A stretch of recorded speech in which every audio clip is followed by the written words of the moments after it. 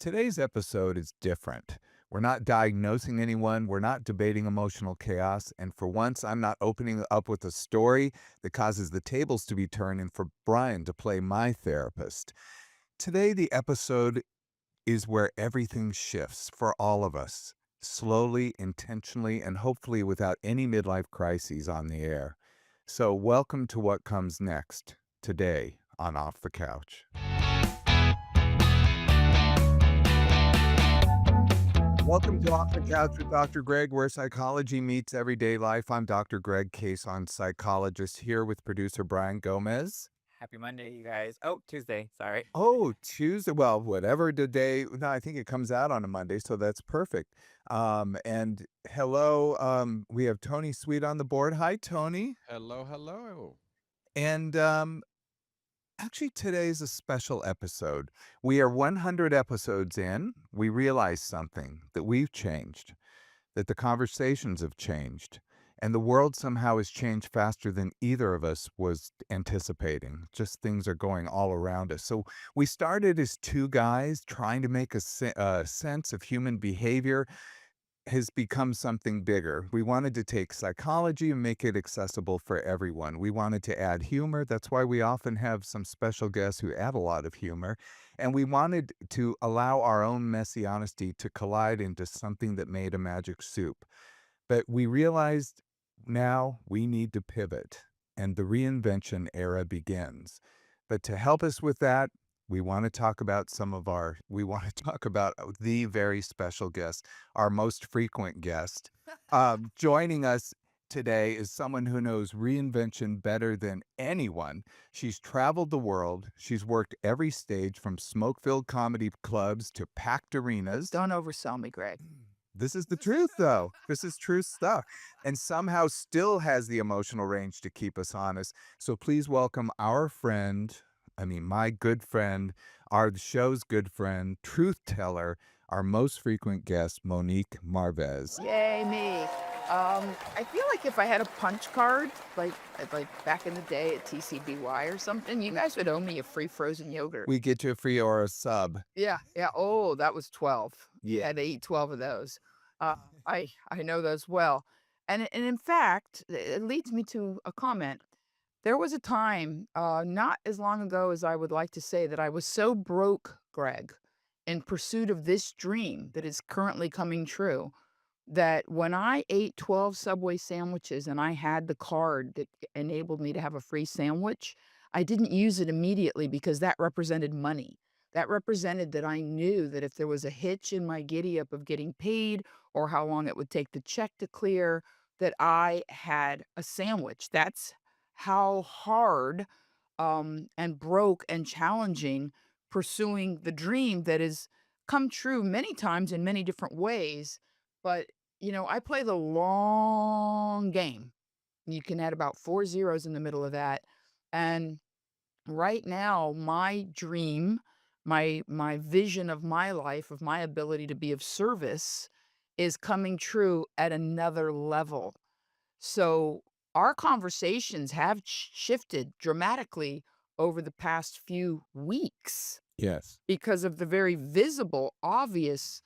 I don't even, when people say, you've gained, 16,000 Instagram followers in less than 2 months. How did you do that? Who did you pay? How was it done?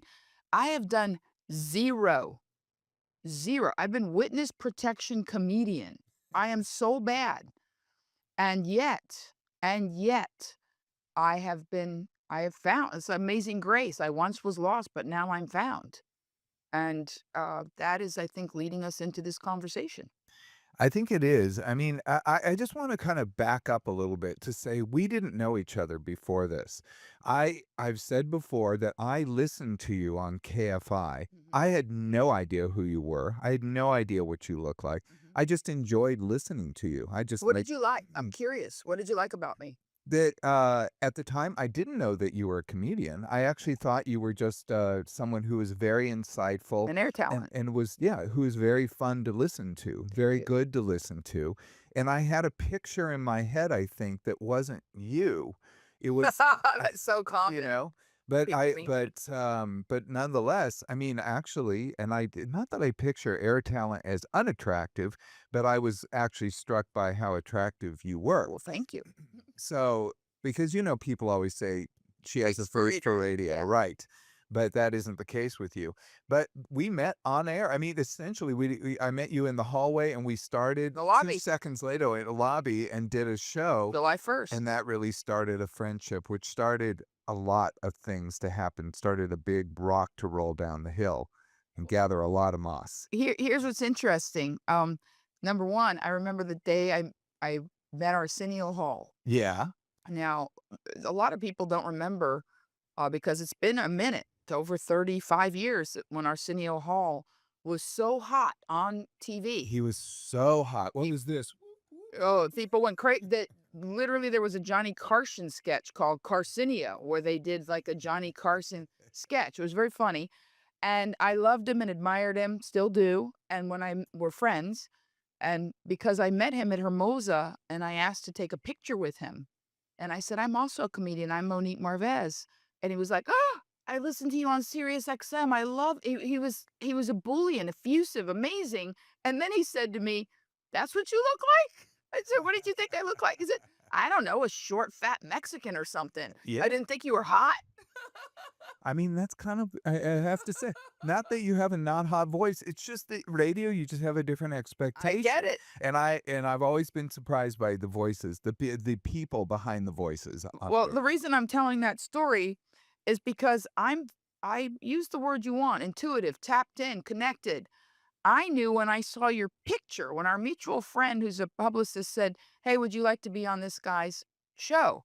I went to your website to research you, and I saw your picture and I saw what you were about and I read the little blurb, and I just know things. I said, "This is going to go very, very well."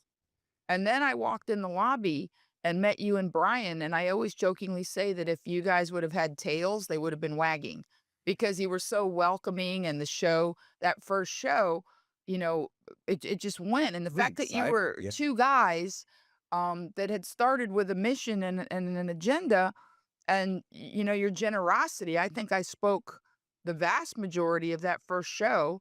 And poor Brian, I thought you guys were a little bit like Shields and Yarnell, or if you want to be more recent, Okay, that Penn and that Teller. No, mime that was for act, you. That was for it you. was a mime act that actually had a they had like a variety show, Yes, and they it were was great. crazy. Yeah, they were great, but it's so And funny. they were always guests on like Sonny and Cher or the captain and Tennille.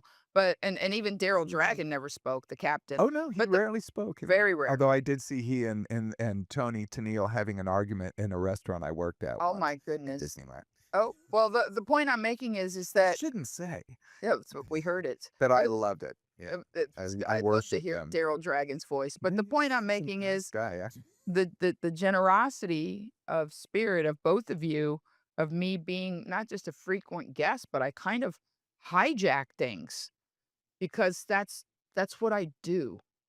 So what I'm going to explain is a little bit about me, and then we're going to get back to you Okay. because now I'm a grown up and I know how it works. I call it the Mo Zone, and I am a catalyst. It's kind of like Candyman, Candyman, Candyman, or Beetlejuice, Beetlejuice, Beetlejuice. When people put me in their movie, when people put me in their life, they're at a crossroads. There's no one that becomes close to me stays the same. No one, not one person that I have loved or that loves me, and it's usually mutual because I can't think of a single case where someone's loved me and I didn't love them back, or vice versa. When someone comes close, I am a human hurricane. My whole life, people have said, "You're a force of nature." And they didn't say it necessarily as a compliment. And I didn't take it necessarily as a compliment. But now, as I've gotten older, not only do I take it as a compliment, I take it as a mission, as a purpose, as a destiny, that people bring me into their movie and I bring people into my movie at crossroads and turning points where they want me to come in like a force of nature and blow away and flood and disappear and vanish and tornado out whatever isn't working for them anymore. And in doing so, because it's all an illusion, I do it for myself. It reminds me, oh, yeah, that behavior Chuck's doing, I used to do that like 12 minutes ago. It didn't work for me. I'm so glad I can help Chuck stop doing it. That's Mhm. what I do. You do. And I have to say, for me, in so many ways you've done that. You have to say, make me question myself too. What is my purpose? I often think in many ways my job has been to calm things down. Well, And we're perfect. then maybe that is it. No, I'm a hurricane. I am a hurricane of a human being, and I used to try not to be. And you know what? Hurricanes don't bother me. I've actually been in real Me hurricanes. too. Well, I mean, I can say when I was way out to sea on a cruise ship and we had to go through a hurricane. I think it was a three, well, level Sure, you three were around the hurricane. edge. It was scary. Oh, we had to go all the way out. We were avoiding a hurricane, but the hurricane shifted our way. It was looking for you. So then we had to go through it at the shortest point we could, and we had 22-foot swells.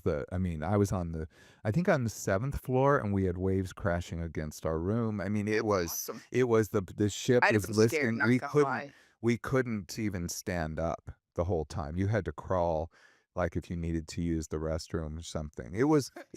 And you didn't use your It pants? was more than 20. Well, people got very sick. Two people died. I mean, it was actually a fairly severe Yeah, cruise. it's arduous, yes. But, that one hurricane, I'll have to say, I'm glad that was over, but I've been through ones on land, not quite as bad.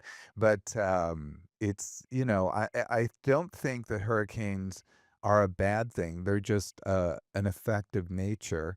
But I do have to say, I don't experience you as a hurricane. You may very well be a hurricane, but maybe I get to sit in the eye of the storm, so it's okay. You're in the outer winds. Uh, I see. You're in the outer winds, and maybe you are in the eye of the storm. Maybe you are absolutely at the center of it. And in fact, it's interesting because as quiet and generous as Brian is, I'd be curious. Brian, would you say that's an accurate assessment of me? Yes. No, no, for sure. And not in a bad way. Like you said, I've never seen you like anything negative or No. anything. I just feel like you have a strong presence, and it's that thing that people can't look away from, where Well, thank you. you see a star and you're like, that's that not that people aren't special, but you know when someone is special and you just see it radiate from them, the way you talk, the way you tell stories, the way you interact with people around you. Like you can tell there's something special about you. Thank you. You're welcome. I think that my gift, my what I want to do, everybody keeps talking, and in fact, I have a purse that I bought this year to remind me. I bought it on clearance and I got a discount on the ship. It's a Karl Lagerfeld with Yes, a but it's snakes. So the snakes. Oh, the special year of the edition year of snake. the snake. Ah, yeah. And I'm not that person. I don't do trendy. I do thrift store. But I bought that purse. A, I liked it. And B, as a reminder, because I got it early in the year last year, that this was my year to shed. Now, the reality is I hate snakes. But this year I made peace with the concept of the snake. I really I don't it's so interesting. Why do people hate snakes? We do. It's built in us. You're a psychologist. You could probably look this up. I believe that the two things that human beings inherently are afraid of are snakes and heights. I read that somewhere. We actually wild animals in heights, yes. Yeah, And the dark, by the way, is another one. Believe it or not, I'm that's not. actually That was I know it doesn't scare me, but that is and closed in spaces. These are natural inborn fears. Some people have more than other people. Like some people aren't the least bit afraid of heights. I'm absolutely not one of those people. And I'm not a fan. like snakes don't bother me, but I do understand that people are quite afraid of them, and that's for good reason because they could actually cause them harm, certain snakes especially. But yeah, it's any kind like that, any kind of wild animal Anyway, that okay. hurt you. Right. Yes. So I made peace with the idea of snakes this year because of shedding. And because in a weird way, what's the story of the Garden of Eden? I think that kind of started sort of a biblical hatred of the snake. Mm, And when they say, the snake talked her into doing something, mhm. I think our snake is our shadow self, or it's the voices of others. My father told me, and I didn't listen until recently with all of my beingness. My father said, the mistakes you make on your own, you will get over and you'll learn. The things that stick in your craw and torment you is when you knew better, when you listened to someone else and you went against yourself and you did that thing that Absolutely. someone else Yes. talked you into. And he said, when you go against yourself, that's the thing you don't get over. And and he used to tell me, trust the veracity of your own mind. He said, Monique, even if you think I'm wrong, do what you think is right. I'll get over it. And I think that this year I shed any fear I had of just trusting myself and eradicating any voices or influences that are not supporting what I know to be true. Under the guise of I don't want to hurt anybody's feelings, or I don't want to be misunderstood, or all of that, the turkey gobble in our head of, you know, I'm done with that. That's what I shed in 2025. I'm going to do what I know to be right in my beingness and trust the veracity of my own mind, of my own knowingness. It's bigger than my mind. It's my spirit. It's my there's a knowingness within all of us that I this year decided was going to drive the car 100%. Everything else is going in the back seat, not even the passenger seat. That's why this episode, we didn't expect to have you didn't expect to come on. I didn't expect to have you on, No, and the reason is because we've come to the 100th episode, and all of a sudden I'm facing a few cliffs, and I've faced certain deaths in my life. I mean, real actual ones. My sister, my brother, it's been a year. and then my brother-in-law. This but that was, but my sister and brother especially Peers, were people just, that are yeah. It was just very hard, those experiences, but nonetheless, that kinda made me start to look at things differently. I mean, if I was very much experiencing them, and now I think a different phase is happening, a different era that I'm having to experience a death within myself of, like, what is important to me and what do I want going forward, and although we had already talked about doing a project, and we've been working on a project, and we'll talk about that, that started to become hotter for me because I'm like, this is where I want to focus my energy and time, and that we're gonna make something together, not just you and me, but we, you, me, Brian, of and then course. also there's Brian's gonna be involved, and, there's, even another person who's gonna have involvement, and maybe who knows from there. But, uh, just to tease that a little bit, we'll come back to it. I wanna talk about our own show here with the vision of Off the Couch with Dr. Greg. It was a show that we wanted to make psychology for everybody, because when I would watch these shows, I would either watch these namby-pamby advice shows, which are wildly popular, but I would think, "Oh my god, that person's giving bad advice that's not based on, research. We know that not to be true. It sounds good." I would hear that kind of stuff, and it would really bother me.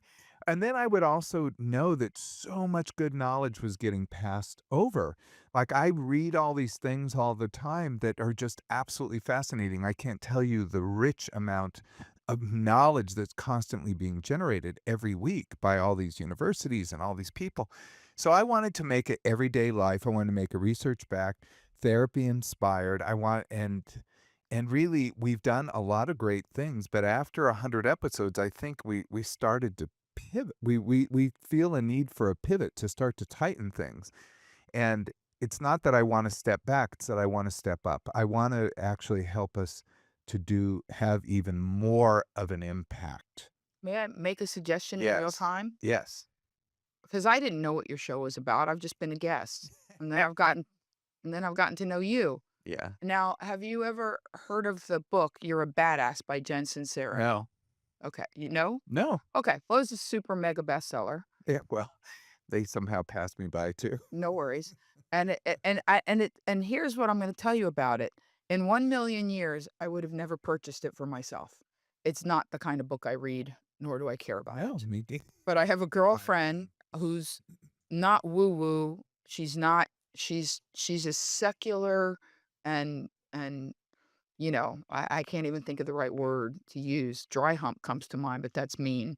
Um, but she doesn't lean into anything outside of her own knowingness, what the materialism of the world of if it can't be seen or touched or, that paradigm. I said, okay. So she said, I read this book and I loved it and it changed a lot of things for me. And I'm going to send you a copy for your birthday. And I was like, well, if I'm not going to say her name now, but I said, dry hump. I said, I said, if so and so got something out of this self-help book, because that's what it is ultimately, I'm going to read it. Well, 3 things came from it, and I'm telling you this for a reason. Okay. Number 1, this woman, Jen Sincero, without the benefit of any formal education or from what I can see, any kind of high IQ, she's very good at marketing, read a bunch of self-help books, The Mhm. Secret, The Science of Getting Rich. She read a bunch of books, distilled them through her own mind, wrote them in shorthand, spit them out in the parlance of our day, and added her own spin. Mhm. And guess what? It was great. It was great. See, I'm a positive person. You thought I was going to go in another direction, but what I got from You're a Badass is that people can read these books, whether it's Think and Grow Rich, which I love, whether it's The Science of Getting Rich, Wallace Waddles, which I adore. Whatever these books are, they're there. Mhm. What I will tell you, Greg Cason, PhD, Mhm. bestie friend, Disney date, is that nobody wants to hear a dry hump study. People want to hear what has filtered through your brilliant mind, sensitive heart, huge spirit, generosity, life experience that sets you apart, being involved in long-term relationships with challenging people, whether it's friends or your family or now me, whatever it is. I used to rail with my program director at KFI because I said, nobody cares about the news. They can get it on their phone. People come to KFI for our take, our spin, our vision, our vibe. And whatever you do next on Off the Couch with Brian, I'm inviting you to make it you. You're the magic, you're the money, you're the thing. And you have a very hard time hearing that when I say it to you in person. So now I'm going to say it on camera in front of your Oh. fans, in front of Brian, in front of whoever's listening. If anybody has watched multiple episodes of your show, it's not for the studies. It's for you. Mhm. And that's the reason why I'm excited about working with you is because I am going to continuously be a force of nature to blow away whatever fears and doubts and moldy leaves of you have in your mind of the fact that you're the magic. It's in your head. Well, thank you. But thank you. Just no buts. I Just know just no, take it. Just take the the compliment, please. putting my butt away, Thank you. covering up my butt, Thank I'm you. gonna say Brian definitely agrees with you. I know he does. Brian, is this not the conversation we've had 200 times? Yeah, so it's nice to, for Have an ally? yeah, to be seen. But I feel like we did have moments where we were trying so hard to figure out what would catch that we weren't, just being us, like you said. And I feel like it took a while for us to finally get the flow. And even when you would come on, it helps, because we both push Greg to be out of his comfort, Oh my perfect god. little My mode. I feel like this is all me. It's all me. Well, But nonetheless, yeah, thank you. And my fans, when we did the last Friends with Privileges, I have done, just so you know, I have 13,000 subs on YouTube. I've gained 3,100 subs, posting one show a month. One, there's my finger, one. Um, one show a month, which is an hour-long show, which is Friends with Privilege, with zero promotion outside of the bubble of my fans. Zero. We've cut zero clips of Friends with Privilege, nothing other than anybody that watched it live and then went back to revisit it. And that being said, 3 of the shows are over 1,000. So think about 1,000 people watching for 60 minutes. Mhm. I mean, the algorithm, the ability, and my fans comment, and the last show, they said, "Dr. Greg was so loose and comfortable. He's finally getting it." Because and they mean that as a compliment Oh my god. because they realize that The autopsy. they're vicious. Oh, I mean, no, they don't. They will tell me they like my lipstick color. My fans are very engaged, as you know. Her fans are so delightfully devoted. I love watching you interact with your fans, but I love watching the reflection of you in their eyes. It's actually incredible to watch. Well, and that everything I've done, and I used to wish I was different. I'm gonna take it back like you putting your butt away. I don't wish anything. The bottom line is I'm missing parts. I'm like IKEA furniture when you put it together and there's parts on the instructions that didn't go in and you're scared, Always, like, are these always. drawers gonna collapse? I am learning social media as a divine experiment, as the ability to have divinity come into your life in a way that you don't expect it. So rather than be and I've had to change, it's this thing that I shed. Rather than be apprehensive about the speed and exposure of which everything moves and try to have some sort of control over some, I don't know, image, some understanding of how I want people to perceive me, and then just be the thing. Just be the thing. Be the thing you want people to see. And if you're that thing all the time, there is no fourth wall anymore. If I am 100% me all day, every day, there's no chance anything's ever going to get posted or shown or shared that I'm not going to like Mm, because it's me. mm. So if I'm not in the mood to be a nice person, to be the person I know myself to be, then I stay in my apartment. It really struck me something just now in what you said, and this sounds so funny, but I was in a reality show, God, how many years now? 12 years ago, 13, 12 years ago. And I it got to a point, reality shows, I try to tell people are not reality. Well, they're the fakest thing There's going. They're so so much staged. there's so much that's scripted and so much All of it that's and then you manipulated. in every way you try to keep it as real as possible, and I think we managed in several ways, which was really great, but some things were a little bit here and there. What was so great, and I think the essence of me came through on that show. This was LA Shrinks on Bravo, and one thing about that show that really taught me is people saw me how they saw me, and I got a lot of flack for things that I didn't even do. Like, people would just say things. And I developed a thick skin at that point. But then when you're doing your own podcast, all of a sudden I used to always think, "Oh, it's the show. They're reacting to the show. I'm just a cog in the machine." Like, it's just the show. So I had a thick skin, but I think I had a false defense in that the show is just doing what it's doing, and people are reacting to that. Mhm, Here, when we talk, especially on Friends with Privileges, that's the podcast we're doing together, mhm, is that it's very real and in the moment. mhm. And that the fear inside of me is becoming exposed on a whole different level. What are you afraid of? Um, Maybe I'm afraid people won't like me for Y who I am. Okay, well, that begs the question, do you like you? I do really actually like me. Then Actually you should be fine. I like spending time with me. I gotta be honest I with you, enjoy myself. I think you're amazing. I've always liked me pretty well for the most part, Uh-huh. but this year has been the best year of my life.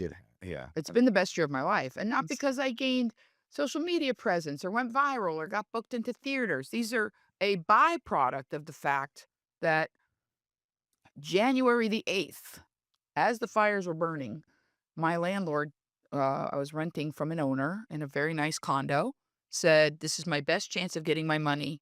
I'm going to sell the unit you're in," that I was very comfortable and happy in. And rather than be afraid, within a week of the new year, I texted him back. I said, "Guess what? I want you to sell it for cat. I want a cash buyer that wants it right away, and asking price, and I want you to have to tell me to GTFO. I want that for you. I want that for This you." is not hyperbole. I was there in real time. This is Yes, what happened. yes. I mean, literally, I was at JFK and my neighbors were sending me pictures of the fire from the roof of our building and saying, "Don't come home, stay in New York." While I'm looking at that, I'm getting a text from my owner. I can't blame the guy. He's a smart man. He figures my best chance. And that being said, that set off a cascade. Uh-huh. I was in a car accident. My car was totaled. Yeah. I haven't owned a car since May 12th. Guess what? Don't miss it. And the more I let go of any fears that the universe is not only conspiring on my behalf, but is going to do a way better job than me, the better things go. Yeah, and in fact, this is not BS because I've witnessed this up close. You're my So, friend. yeah, but so I mean, I just want to underline that that is the truth. That you're not like You you're were the not first person I mm, called after my car after tried to your kill me. car accident. I'm kidding, but it was an Kind electric of. car, kind of, sort of. It was an electric car that I loved. There's a reason I named my first electric car Hal Yeah. from How? from 2001: A Space Odyssey. My car, when I first got it, did this weird thing where it would just surge forward Yeah. wildly, but it would do it on the open highway or nobody in front of me or, Yeah. it troubled me. Yeah. But, I was like, okay, I guess I'll just get used to it. So I would hover my foot on the brake Mm. so that I knew when it did a weird thing if I needed to tap the brake, right? I adjusted myself to the electric car. Well, Monday, May 12th, coming home from hot yoga and stop and go traffic on Sunset Boulevard in front of the Palladium, a livery car stopped in front of me to let someone out in the middle of Sunset. And my car, while I was kind of in neutral, kind of in stop and go, lurched forward Mhm. and rear-ended. I mean, I tapped the brake, I stepped on it and Mhm. screamed, Mhm. and I called you within moments, and I Mhm. said, "Hey, did your car ever do this?" Mhm. And you said, "Yeah, all the time, and I Mhm. know there's been a recall and blah, blah, blah." And once I knew that It I'd was done. even a little different than that because I remember you called me and told me what happened. I said, "I absolutely believe it." Yes, That yes, was the yes, exact word yes. because I was like, I knew that myself has experienced this, and I kept encountering people who would say, "Well, that must have been you. It must have been you must have put your foot on the wrong thing. It must have been this or that." Yep, And everyone who's experienced this has to go through this with the people around them. correct. And the reason I'm telling this is because, again, I trusted myself. Yeah. I trusted you, and then I called the car company. I'd rather not say because they've been good to me, but I called the car company and I left a message with their honchos, and I called the guy that sold me the car. But before I spoke to my insurance agent the next day, I was locked and loaded with this is what happened, believe it or not. And and I stood up for myself. The point of the story is the old me would have been afraid of, the man, whatever that is, my insurance agent, the things outside of me that I have always thought kind of run the game. And now it's like, no, it's inside of me. I run the game. I make decisions. I decide how I'm going to react to this. And it's incredible that, again, going back to I'm not afraid to move. I'm going to end up in a better place. I did. I'm going to enjoy being free of a car because this is a busy year and I'm very booked. It's been great. I never have to worry about an Uber. I drop off a car, I pick up a car. There's always one waiting. I don't have to wash it. This year has been a year of me challenging what I thought were the norms or the conventions or what I was afraid of or what I had to have to be a normal person, you know? People say, "You don't have a car?" No. "You live in LA and you don't own a car?" Brian's laughing because he's this in the same position. Yeah. I feel like we all had our own year, I love whatever it that. is, the year what Of for each something. was of something, But I used to be like, "Oh, wouldn't it be so nice to just be one of those people that walked everywhere in town?" And look at me now. But I've enjoyed having not having a car for almost a year, like you said, I was gonna say whenever I don't like to read. I hate reading as bad as that sounds, but there was a book that I got from Greg's bookshelf called Healing Spaces, and I love that book so much that I Why? do it was adventurous. The way I don't even know how to describe, but it was like it takes you on this journey and you are just I can visually see what they're talking Let about. me explain the book. It's written by a physician, and it is a woman who really started to look at the impact in environment to how it affects mood, productivity, and all kinds of things. And she, in Healing Spaces, was looking at spaces that are especially helpful when it comes to health. And so she was taking research and really distilling it into more common language. And she's quite an interesting figure, and that really had a great deal of impact on Brian, which actually, I'm sorry, Oh, no, no. I just wanted to kind of say what the book was, but then that led you into a journey. Yeah, because now in the future, I wanna have, like, a for-profit and a nonprofit business from that book itself, and then one of the places it talks about is a place in France, and I went to it last year, and it just talks about all these miracles that happen there. What So Went to place? Lord. Lords. You went to Lourdes? Mhm. Yeah, and I was just like, Were there people crawling towards it? well, there are people in, like, wheelchairs, Yeah, beds. It was beautiful in a way that I didn't expect it to it's a be, thing. and I understood the health. I understood how the environment there, it's so small and surrounded by mountains and green, and there's this big, beautiful creek. It was just like out of a movie, you know? They've made many movies about it, actually. There is one that I saw that I need to watch because a lot of people do pilgrimages It's to. a big deal. But I was raised Catholic, oh, so so you know so about I'm very familiar with it. We all were we are. in this room. But the one thing I wanted to go there with intention, just not to just see what it was about, or I wanted to get something out of it. And the one thing that I had felt like the last 8, 9 years, I had lost myself, in life, just overall, and everything that I was doing and working and relationship, everything. And I wanted to find myself. I wanted so badly to come back to that me, the core me that I love, that people love, that just gravitate to me because I felt like I had lost it completely. And literally, like, a month or 2 after, my whole world kinda fell apart, and the whole time I knew it was because of that. Like, I knew that's what I had asked for. All these things that in my head were falling apart were things being removed out of my life that I did not need. Things that were making me stressed, sad, unhappy, just all these things. It was like an ego death because I mean, Greg, you know me. The last few years, I lived like a little fairy tale. I didn't have to stress or worry about much of anything. So this was such a reality check, and Was the fairy tale life yours, or was it an addendum to another life? it was not mine for sure. Fair That's enough. what I learned. It was so much that I learned that I was like, wow, this dream that people wish they had and always Mhm. are like, oh my God, that would be the life, is not the life or what truly makes people happy. So for me, losing everything has made me happier. I feel like I've come back to, like, me slowly throughout this entire year and have landed in, like, positions of work that I wanted to do and just didn't know how to get there. Even with you guys, all 3 of us working together, it's a whole thing that I'm like, "This was all meant to happen," you Absolutely. know? So I just wanted to share that because 'cause I'm like, we're all changing, and like you said, this year, I feel like we all shifted hardcore, like, something drastically happened in all of our Absolutely. lives. And I can't help but think that, it's happened for the 3 of us in big ways. I'm sure it's happening with others too, and that's kind of why I wanted to focus this episode to kind of make this a marker for all of us who are going through changes, because all of us need to kind of honor each other's change, and this might be a time of change for so many people and It so many absolutely things. is. And that you had pointed out the year of the snake, and of course the snake sheds its skin, Yep. and it's time for all of us to shed its skin, Well, our we've skin. got four weeks Look younger. left.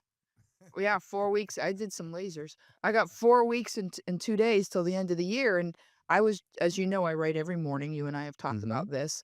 And this morning, I was journaling that the coming year is the year of the horse. And what I wrote, specifically in my journal today was that this year I did shed. I did get teed up, lined up in alignment, with what I want. And I pictured a horse. There's a song by we talked about this by U2 called "Who's Gonna Ride Your Wild Horses," Mhm. and the opening line of that song is, "You're dangerous because 'cause you're honest." Mm. And it's a really great song. It's an older U2 song. And I thought about horses and wild horses and how they run in the movie The Misfits, which was my dad's favorite film with, Marilyn Monroe, God, yes. Clark Gable. Well, Wonderful film, wasn't it? Arthur Miller wrote the Yeah. play specifically for her. Arthur Miller wrote the script, amazing playwright, Mm. in honor of Marilyn to make her it was a perfect script for Mhm, her. mhm. So Arthur Miller wrote the script, and all 3 of them died within not a very long time after the movie. Montgomery Clift, who was an amazing Right. actor, Right. Clark Gable, and Marilyn Monroe all died after making The Misfits. And I have it on DVD. I've had it on VHS. It was my father's favorite film, one of his favorite. And the reason I'm saying that is because the movie centers on wild mustangs, Mm. horses. And I thought about this, horses are sexy. They're a sexy animal. When they run, their tails, they don't have a lot of bone in their tail, but their tail goes up and it goes, and or especially Arabians, and the way the mane goes and their sinews and their muscles are very visible. And I thought, I'm going to embody that. I'm going to run faster and harder. I'm going to sweat more. I'm going to build muscle. I'm going to be sexier. I'm going to be streamlined.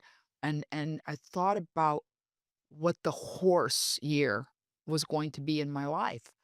And I'm very, very excited because it feels like we're all lining up from different places Yes. to land in the same spot from very different locations. It's so interesting about the horse too, because to me it's strength, power, and movement. Absolutely. Like the horse can transport you, but the horse is also your friend. The horse is one with you. Yeah, I've ridden horses Yeah. most of my life, and actually I watched those history shows on National Geographic, Hmm. and they talked about, when man has had like the invention of fire, the invention of the wheel, that man domesticating and deciding to ride horses was one of those monumental moments in human history Wow. that changed everything Mhm. because you could go so much faster and you Mhm. could pull things and you could domesticating and riding the horse was a game changer in the development of human beings, and I think that this year should be seen as a game changer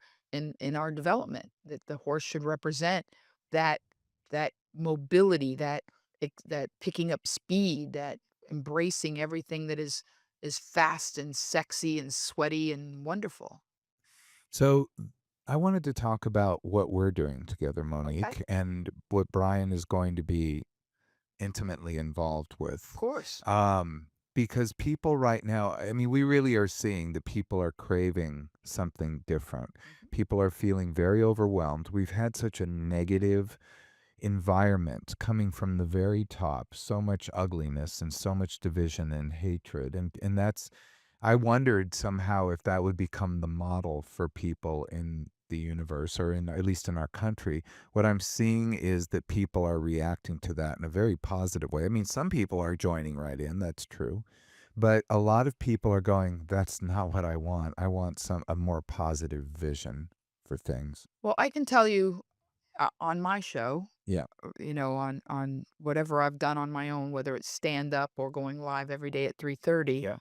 that my fans compliment me, and this was even back in the KFI days.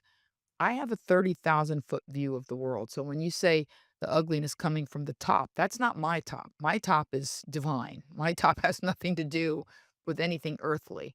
And I tell people everything is an answer to a prayer. You just have to remember what you prayed.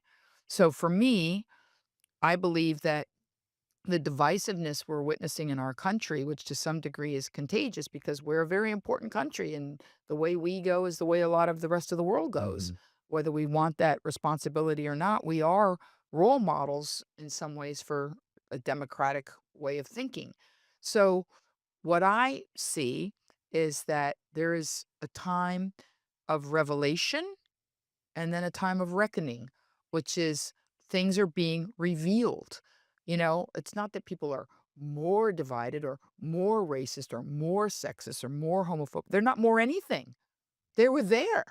We are just entering into a time where evidently as a species, we prayed to let these ills be revealed very clearly. I've been alive long enough to see, several women's movements, several Mhm. BLM, several. Right. And I feel like now, because of the revelation, the reckonings are actually happening, that things are getting, no pun intended, over the wall. Like we almost made it on a couple of occasions, but now we can't go back. You can't have an old world paradigm in new think with social media, even with and again, I'm not a political person. I guarantee you, I cash money that Putin did not think that 3 plus years later, the Ukraine would still be holding its middle Oh, finger up no, to them. they thought it would be It's at not even most 3 possible. days. Yeah, Yeah. no, I when I was a little girl in the '60s, Mhm.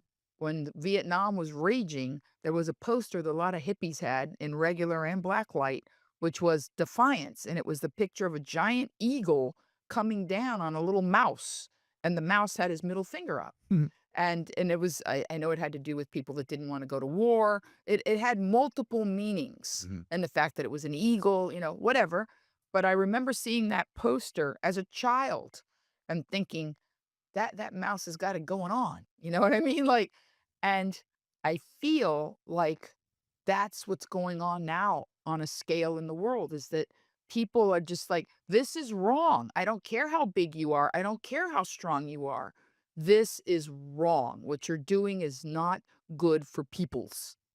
So I'm gonna, with my own voice, with my own middle finger, with my own social media account, with my own podcast, we have, like never before in history, the opportunity to elevate, educate, uplift, reveal, deal with, reckon with.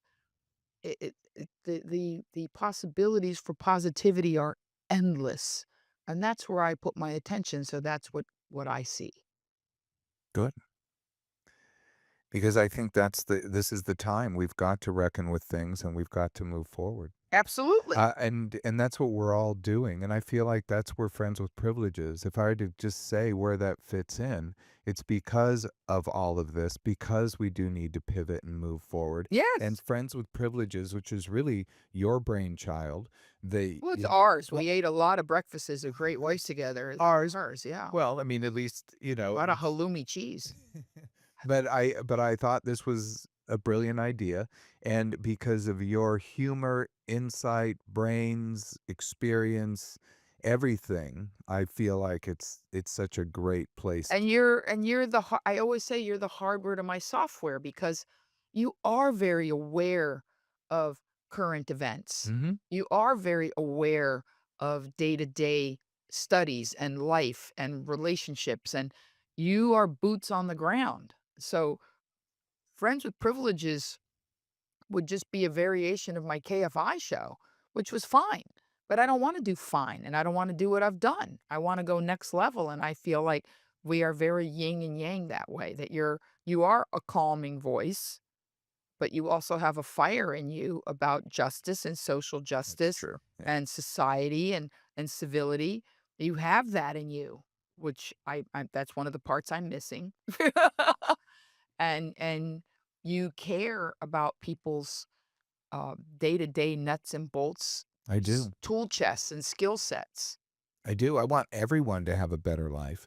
You do. Everyone, no matter who they are. And I believe if the people had better lives in general, and it's not just I'm trying to place all the responsibility on them. I'm not trying to say you need to fix your life in order to get better, pull yourself up by your bootstraps, but rather what I would Some say people is, don't have boots. yeah, what I would rather say is here are some tools or here's some help that I can do, but that isn't the only thing. I believe in, yes, I believe that we as a society need to move forward. We can only do so much at a time. I Agreed. can't give a two-word explanation to make everyone's problems go away. All I can do is help move the needle. My own 5% solution. As long as we continually move 5% in a positive direction, we can Absolutely. change everything. Agreed.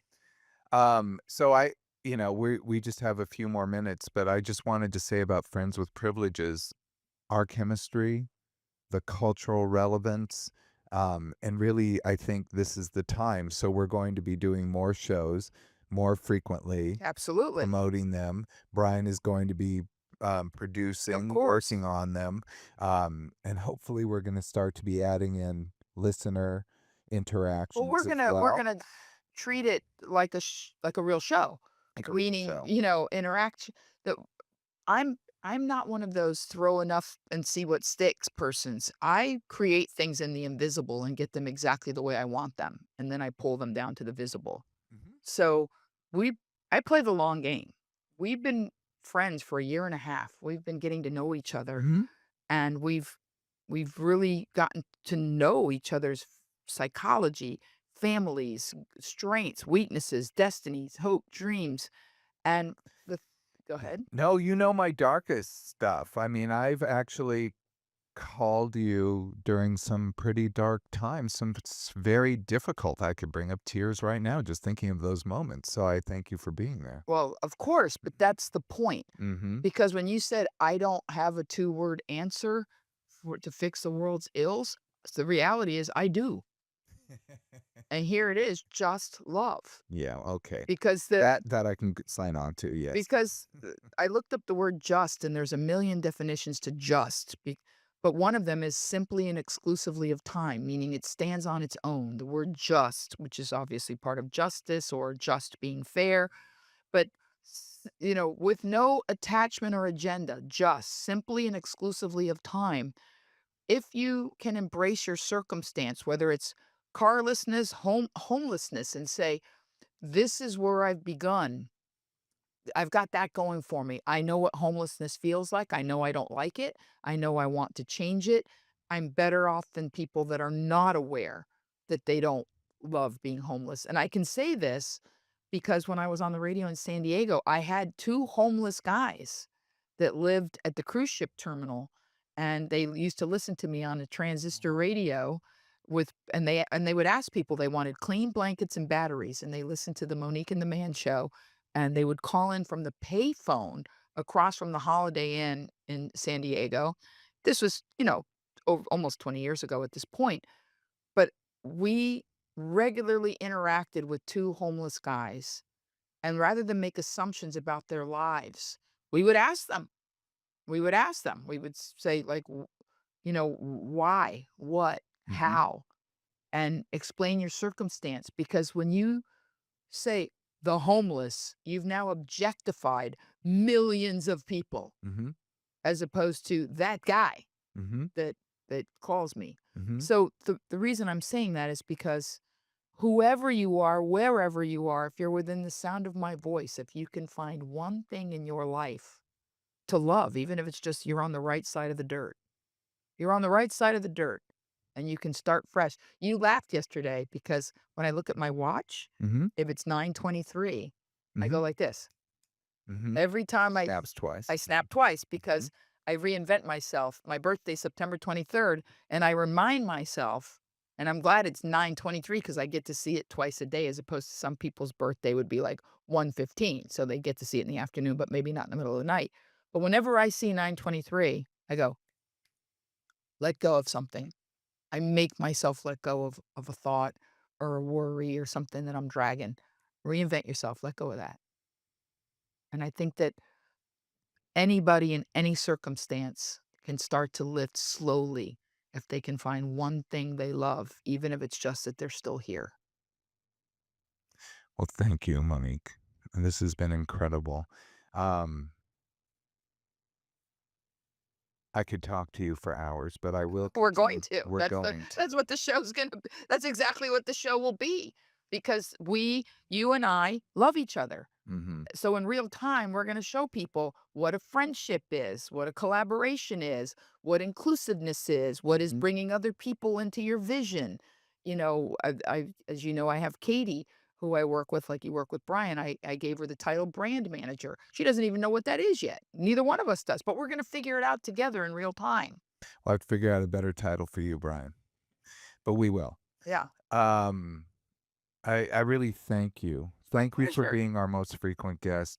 Thank- Thank you for being who you are. Likewise. And thank you for the vision that you share with me that you're helping us to move forward with Absolutely. Friends with Privileges. Brian, I want to thank you for the last 100 episodes. I Yes. mean, oh my God, you were there from inception and you've done incredible work and it's been a long journey. And we had so many ups and downs and mishaps and technical issues and problems along the way. And I'm sure we will too. Oh yeah, well that's just the I'm damn. looking forward to them. They'll be funny. We'll have a blooper reel. And also Tony Sweet out there in Neverland, on the board, thank you so much for all that you've done. You've really been there, and I could not have done this without you. As you know, when I called, Tony Sweet, or when we were talking first, I'm like, "I cannot do this without someone like him," and he was incredible from moment one. Great. So, I wanted to say thank you for all of that. I'm incredibly grateful for all of it. And I don't know that I think this was a very important thing that we've done, and we're going to retool it and make it even better and sleeker, faster, stronger. Yep. You know, Like a we're horse. going to make it like a $6 million man, but yes, into a horse. So we're going to Bionic horse. the bionic horse. Remember the bionic dog? I don't know. Why was that only one season long? That should have just, Bionic dog? yeah, Because they should have made it a horse. yeah, there you go. And more seasons. But thank you so much. Thank you for joining us on Off the Couch. If you saw yourself in any of today's patterns, take a breath. You're not broken, you're just human. And insight is the first step, but action's what moves the needle. Remember, we're all in our reinvention era right now. Oh, yeah. So embrace it. It may not be easy. It certainly hasn't been easy for me. I know it hasn't been easy for you, Monique. Nope. But it's rewarding. And I know it hasn't been easy for Brian. We've all been forced to deal with some things this year that none of us would have liked otherwise, but yes, we had to just face them, and we're going to take and move forward. But remember, we do this with social support. We do this with friends like you, Brian.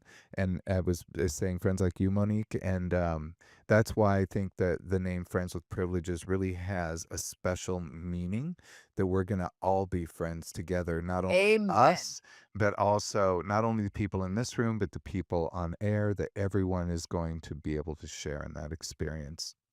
So if you've enjoyed this episode, please share it with a friend. I made a handout called Reinventing Yourself. I don't know if I actually called it that, but that's what it is. It's a handout that if you want to sit at home and really look at how you can reinvent yourself, it has a ton of questions on it. It'll take maybe about 20 minutes to do, but it just helps you to do a self-inventory of yourself. I'm going to do it. All right. It's on our YouTube. I'll give you a copy. It's Yay. it's on our youtube.com/Dr. Greg. Go to that youtube.com/Dr. Greg. Look in the show notes for this show, and then it'll say handout. You can click on it, and it will give you the handout. Don't forget to rate, review, and follow us Off the Couch with Dr. Greg on Apple, Spotify, or wherever you listen. And until next time, I want to say, for all of us, be present, be flexible, and be kind.